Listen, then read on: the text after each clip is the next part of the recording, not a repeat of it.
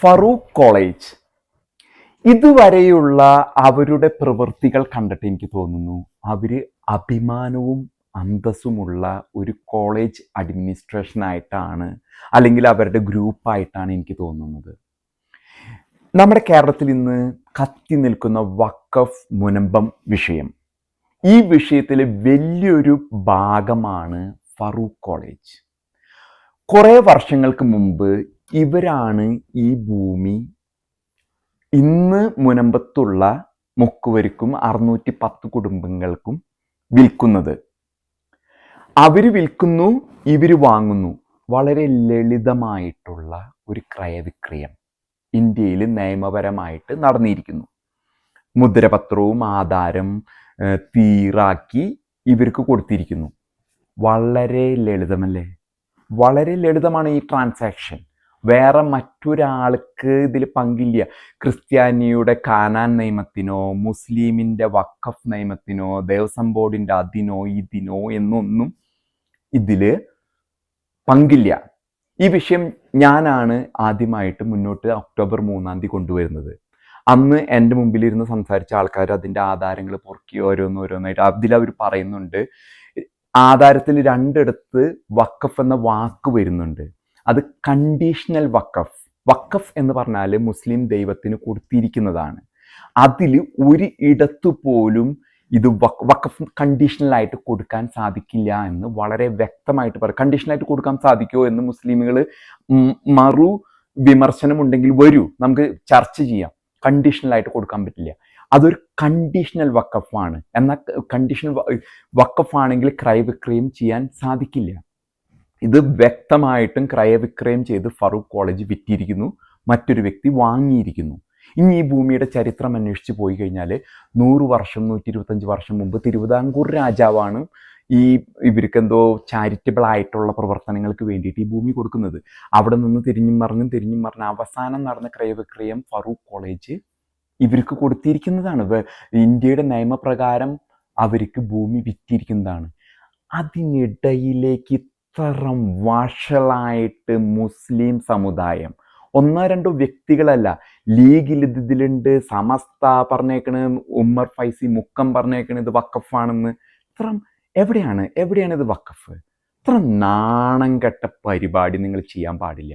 നിങ്ങൾക്ക് സംഘടിതമായിട്ട് കോൺഗ്രസിനെയും കമ്മ്യൂണിസ്റ്റിനെയും ഇടതിനെയും വലുതിനെയും സ്വാധീനിക്കാം എന്നും നിങ്ങളൊരു ന്യൂനപക്ഷം എന്ന് പറഞ്ഞ് അത് നേടിയെടുക്കാം എന്നുള്ളത് കൊണ്ട് നിങ്ങൾ ഇത്തരത്തിലുള്ള പ്രവൃത്തികൾ ചെയ്താൽ നിങ്ങളെ തന്നെ ഇല്ലാതാക്കുന്നതിലേക്ക് കാര്യങ്ങൾ പോകുമെന്ന് മനസ്സിലാക്കണം.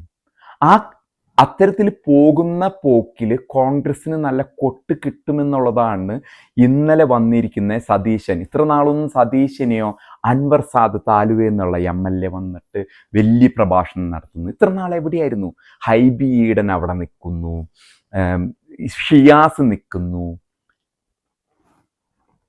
നിങ്ങൾ ഇത്ര നാൾ നിങ്ങളുടെ ഡിസംബർ 12 2022 KPA മജീദ് UDF മുസ്ലിം ലീഗ് UDF നിന്നും കോൺഗ്രസിന്റെ സഖ്യകക്ഷിയായ ഈ വ്യക്തിയാണ് നിയമസഭയിൽ പ്രസംഗിച്ചത് ഇത് വഖഫാണെന്ന്. എവിടെയാണ് ഈ വഖഫ്? എങ്ങനെയാണ് ഇത് വഖഫാകുന്നത്? ഒപ്പം തന്നെ ഇതിലേക്ക് വേറൊരു ഘടകം, 2022 MK സക്കീർ വഖഫ് ബോർഡിൽ നിന്നും ഈ പേപ്പർ സെർവ് ചെയ്യുന്ന സമയത്ത് ഭരണത്തിലിരിക്കുന്നത് പിണറായി വിജയനാണ്. ഇടതുപക്ഷ ജനാധിപത്യ മുന്നണിയുടെ മുഖ്യമന്ത്രി ആയ പിണറായി വിജയനും ഇതിൽ പങ്കുണ്ട്. എന്ത് സ്വാധീനത്തിലാണ് നിങ്ങൾ ഇതൊക്കെ ചെയ്യുന്നത്? മറ്റുള്ള കേരളത്തിന്റെ പൊതുസമൂഹത്തെയും ജനഭൂരിപക്ഷങ്ങളെയും നിങ്ങൾ അടിച്ചമർത്താൻ ശ്രമിക്കുന്നു. ഇനി ഈ ഫറൂഖ് കോളേജ് വിറ്റതിന് ശേഷം വെറുതെ നിയമ നടപടികൾ ഉണ്ടാക്കി നിങ്ങൾക്ക് പ്രശ്നങ്ങൾ മറ്റു സമുദായത്തിൽ, ഒരു സമുദായത്തിന്റെ പുസ്തകത്തിൽ എഴുതിയിട്ടുണ്ട് നിങ്ങൾ മറ്റു മതക്കാരാണെങ്കിൽ അവരെ കുത്തി നോവിക്കണം. അതാണോ നിങ്ങളുടെ ഉദ്ദേശം? അതിനു വേണ്ടിയാണോ ഫറൂഖ് കോളേജ് വെറ്റ ഭൂമിയിൽ നിങ്ങൾ ഹ്യൂമിലിയേറ്റ് കുത്തി നോവിക്കാൻ, അന്യമതസ്ഥനാണെങ്കിൽ കാഫിറുകളെ കുത്തി നോവിക്കാൻ വേണ്ടിയാണോ നിങ്ങൾ ഈ മുനമ്പത്തെ വഖഫ് വിഷയം കൊണ്ടുവന്നിരിക്കുന്നത്? നമ്മൾ വടക്കേ ഇന്ത്യയിൽ പറയും ദൂത് ക ദൂത് പാനി ക പാനി, നെല്ലും പതിരും വേർതിരിച്ചെടുക്കും. കള്ളന്മാരായ കോൺഗ്രസ്സുകാരും കമ്മ്യൂണിസ്റ്റുകാരും വ്യക്തമായിട്ട് കേട്ടോ, നിങ്ങൾ ഇത്ര വഷളാക്കിയത് എന്തിനാണ് ഈ വിഷയം?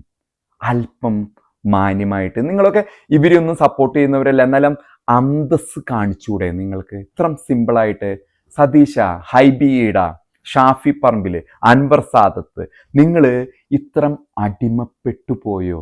ഞാൻ പറയുന്നത് സത്യമല്ലെങ്കിൽ നിങ്ങൾ നിന്ന് പറയ്. ഇതിൽ നിങ്ങൾ രാഷ്ട്രീയം കളിച്ച് നിങ്ങൾ വഷളായി നാറി ഇല്ലാണ്ട് പോവുള്ളൂ ഇവിടുന്ന്.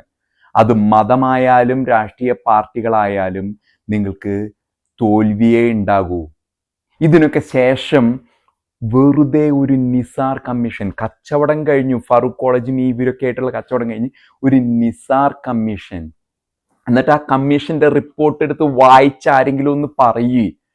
എഴുതി വെച്ചിരിക്കുകയാണ്, ഞാൻ ഇതിനെപ്പറ്റിയൊന്നും സൂക്ഷ്മമായി പഠിച്ചിട്ടില്ല, ഈ റിപ്പോർട്ടിൽ എഴുതി വെച്ചിരിക്കുകയാണ്, ഞാൻ ഇതിനെപ്പറ്റി സൂക്ഷ്മമായിട്ട് പഠിച്ചിട്ടില്ല, എനിക്കൊന്നിനെ പറ്റി ഇതില്ല, പക്ഷേ ഇത് നമ്മന്റെ പരിപാടി ആയതുകൊണ്ട് ഇത് നമ്മന്റെ ആയിട്ട് ഇവിടെ ഒരു പൂട്ടവിടെ കിടന്നോട്ടെ വഖഫ് എന്ന്. അതിനുശേഷം കോടതി വിധി അതേ റിപ്പോർട്ടിന്റെ അടിസ്ഥാനത്തിൽ. എന്നിട്ട് ഇന്നും മിസ്റ്റർ പിണറായി വിജയൻ പറയുന്നത് വേറൊരു ജുഡീഷ്യൽ കമ്മീഷനെ വെക്കാം. ഇതൊക്കെ ജനം അധികം നാൾ കണ്ടു നിൽക്കില്ല. ഇത്രം പീഡനം, കേരളത്തിലെ പ്രബുദ്ധരെന്നും പറഞ്ഞ് പറ്റിച്ചുള്ള പീഡനം അധികം നാൾ ജനം കണ്ടു നിൽക്കില്ല. ഒരു പക്ഷെ നിങ്ങളുടെ രാഷ്ട്രീയ കളി, ഒരു പക്ഷെ പിണറായി വിജയൻ ഈ സീറ്റുകൾ കുറച്ച് BJPക്ക് കൊണ്ടുകൊടുക്കുന്നതിന് വേണ്ടിയാണോ, അത് അങ്ങനെയാണോ എന്ന് സംശയിക്കാനായിട്ട്. അതൊരു രാഷ്ട്രീയ നീക്കപോക്കായിരിക്കാം. പക്ഷെ ഇദ്ദേഹം ഇത്ര 80-ാം വയസ്സിനോട് അടുത്ത് നിൽക്കുന്ന ഈ കാലഘട്ടത്തിൽ ഇങ്ങനെ ഒരു രാഷ്ട്രീയ നീക്കം നടത്തി എന്താണ് ശ്രീ പിണറായി വിജയൻ നേടിയെടുക്കാൻ ശ്രമിക്കുന്നത്? ഒപ്പം തന്നെ ഇപ്പുറത്ത് സതീശൻ, അന്തസ്സുണ്ടോ മിസ്റ്റർ സതീശ? ഞാറക്കിലല്ലേ വീട്, ഇതിന്റെ തൊട്ടടുത്തല്ലേ? ഒരു പക്ഷെ താങ്കളും താങ്കളുടെ വ്യക്തിപരമായിട്ടുള്ള ആധാരം എടുത്തൊന്ന് വായിക്കണം. അവിടെ എവിടെയെങ്കിലും ഒരു ചെറുത് വഖഫ് എങ്ങാനും കിടക്കും. കാരണം ഞാൻ കേട്ടത് കൊടുങ്ങല്ലൂർ ഭാഗത്തു നിന്നുള്ള ഒരു സ്ത്രീ വന്നിട്ട് എന്നോട് പറഞ്ഞു, ഇത് എൻ്റെ ഭൂമി വഖഫായിട്ട് യാതൊരു ബന്ധമില്ല, പക്ഷെ ഞാനൊരു ലോണിനോ വിൽപ്പനയ്ക്കോ ചെന്നപ്പോൾ എന്നോട് പറഞ്ഞ NOC വേണമെന്ന്, വഖഫ് ബോർഡിന്റെ NOC വേണമെന്ന്, ഈ വഖഫായിട്ട് യാതൊരു ബന്ധവുമില്ല. അപ്പൊ സതീശ, ഹൈബിബിയുടെ ആ ആധാരം ഒന്ന് എടുത്ത് നോക്കും മോനെ. ന്യായം, നീതി നിന്ന് പറയാൻ പറ്റുന്നിടത്ത് രാഷ്ട്രീയം കളിക്കുക. രാഷ്ട്രീയ ഉഡായ്പ് വേലകളോ അഡ്ജസ്റ്റ്മെന്റുകളൊക്കെ നടത്താം. പക്ഷെ ഈ പറ്റാത്തോടത്ത് ഫറൂഖ് കോളേജ് വിറ്റു, അവിടുത്തെ ജനങ്ങൾ വാങ്ങി. എന്നിട്ട് അതിനിടയിൽ വന്നിട്ട് എന്തെങ്കിലും കിടക്കട്ടെ ഞങ്ങൾക്കും തന്നേരെന്നും പറഞ്ഞ ഒരു നിസാർ കമ്മീഷൻ, എന്നിട്ട് ആ കമ്മീഷന്റെ റിപ്പോർട്ട്. ഇത്തരത്തിലുള്ള വഷളൻ കളികൾ കളിക്കരുത് കോൺഗ്രസും കമ്മ്യൂണിസ്റ്റും. തനി ബോറനാണ്. ഒപ്പം തന്നെ മുസ്ലിം സമുദായത്തോടും പറയാണ് ഞാൻ, നിങ്ങളുടെ പുസ്തകത്തിൽ എഴുതിയിട്ടുണ്ടാവും മറ്റുള്ളവരെ വേദനിപ്പിക്കണം, അന്യമതസ്ഥനാണെങ്കിൽ നന്നായിട്ട് അവന് വേദന കൊടുക്കണമെന്ന് എഴുതി വെച്ചിട്ടുണ്ടാവും. അത് എന്നിട്ട് നിങ്ങൾ പുറത്തു വന്നിരുന്ന് പറയുന്നത് സ്നേഹമാണ്, മതേതരത്വമാണ്, ഞങ്ങൾ സമാധാനമാണെന്ന് പറയുന്നതിൽ എന്താ അർത്ഥമുള്ളത്? ഇതാണ് ഈ നോവിക്കൽ.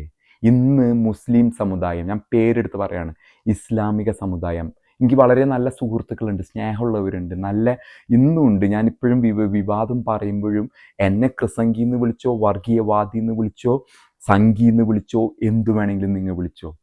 ഇത് മറ്റു മതസ്ഥനെ വേദനിപ്പിക്കുന്ന പരിപാടിയല്ലേ, കരുതി കൂട്ടി ഇല്ലാത്ത വിഷയം. അതുകൊണ്ടാണ് ഞാൻ ഈ വീഡിയോയിൽ പറഞ്ഞത്, ഫറൂഖ് കോളേജ് അന്തസ്സുള്ളവരാ.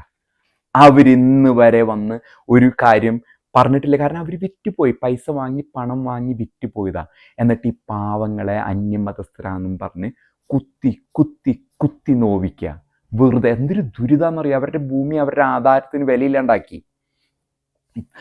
അത് കഴിഞ്ഞിട്ട് ഫസൽ ഗഫൂർ MESന്റെ അദ്ദേഹത്തിന്റെ ആഗ്രഹം എന്താന്ന് പറയാം, ഒരു വീഡിയോയിൽ ഇരുന്ന് പറയാ, ഈ ഫറൂഖ് കോളേജ് ഒന്ന് വന്നിരുന്നെങ്കിൽ ഇദ്ദേഹത്തിന് ഇതൊന്നും ഒന്നും കൂടി നോവിക്കാൻ. ചിരിച്ചിരുന്ന് വന്നിട്ട് വിനയത്തോടെ ഇരുന്നിട്ട് പറഞ്ഞിട്ട് കാര്യമില്ല. കാര്യം നെല്ലും പതിരും വേർതിരിക്കണം. ഇനി ഞാൻ പറയാണ്, ലളിതാണ്. ഫറൂഖ് കോളേജ് വിറ്റു, മറ്റുള്ളവർ വാങ്ങി. അതിനിടയിൽ ഒരു നിസാർ കമ്മീഷനെ കയറ്റി, ഇന്നും വീണ്ടും കമ്മീഷൻ എന്ന് പറയുന്നു. ദുരിതമാണ്. നിങ്ങൾ അല്പം രാഷ്ട്രീയം കളിച്ചോ, മതം കളിച്ചോ, ഇതാണോ എന്ന് മുസ്ലിം സമുദായം നിന്ന് പറയണം. കുത്തിനോവിക്കുന്നതാണ് ഞങ്ങളുടെ മതം എന്ന് നിങ്ങൾ കേരള പൊതുസമൂഹത്തിനോട് പറഞ്ഞാൽ മതി. ഇതാണ് കുത്തിനോവിക്കൽ, ഇതാണ് കുത്തിനോവിക്കൽ, അതാണ് നിങ്ങൾ ചെയ്യുന്നത്.